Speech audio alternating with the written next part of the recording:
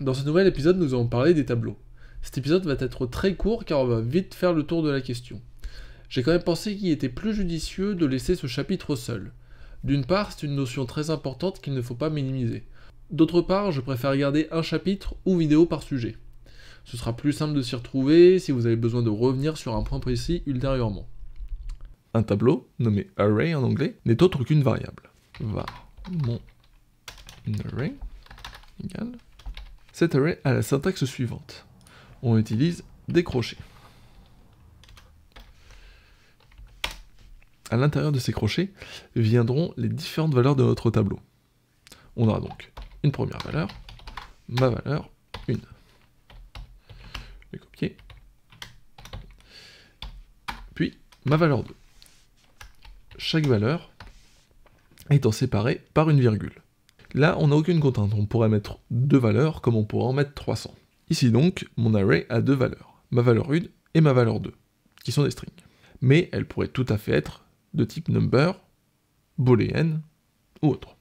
Comme pour une variable classique, les tableaux sont dynamiques. Ils peuvent contenir des valeurs de types différents et peuvent changer au cours de l'exécution du script.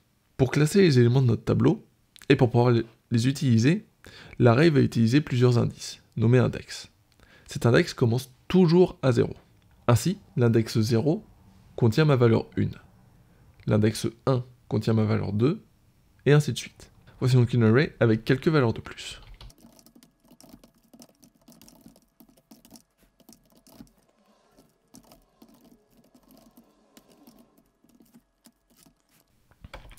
Et voici son tableau correspondant.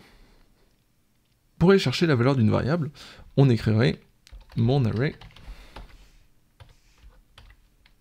2.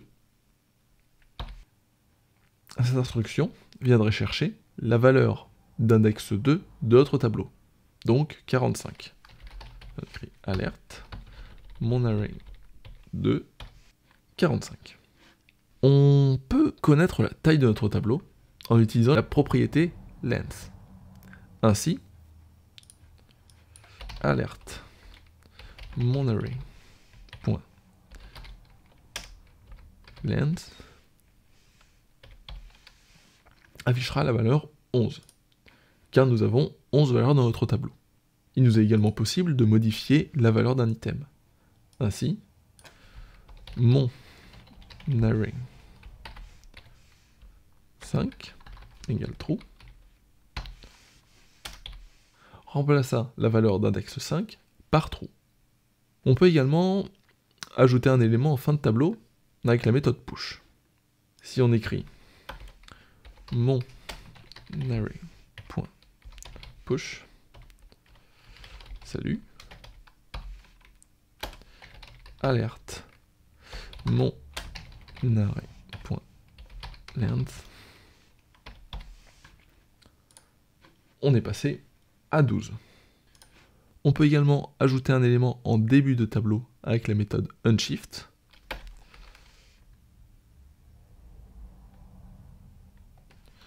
Mon array.unshift. On va mettre la valeur true pour le coup. Notre tableau ici passe à 13. On peut supprimer un élément en fin de tableau avec la méthode pop. Mon array.pop. Qui n'a pas besoin d'argument étant donné que ça sert à supprimer la dernière valeur du tableau. Et vous l'aurez deviné, on peut également supprimer un élément en début du tableau avec la méthode shift. Mon array.shift.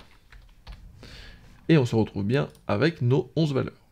Il existe tout un tas de méthodes possibles, comme inverser un tableau, le trier, etc. Je vous invite à regarder des documentations telles que la documentation de Mozilla pour en prendre connaissance. Vous en trouverez un lien en description de cette vidéo.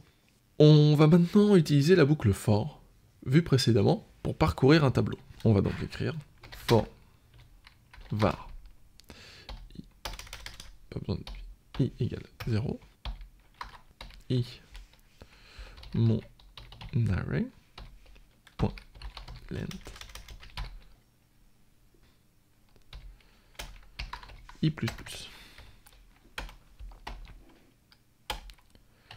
Alerte mon array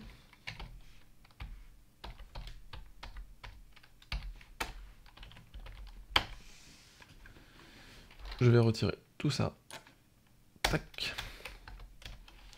On va donc, ce que vous dit notre boucle ici, et d'ailleurs si on voulait faire les choses proprement comme je vous l'ai dit précédemment, écrire n égale mon array length, mon array.length,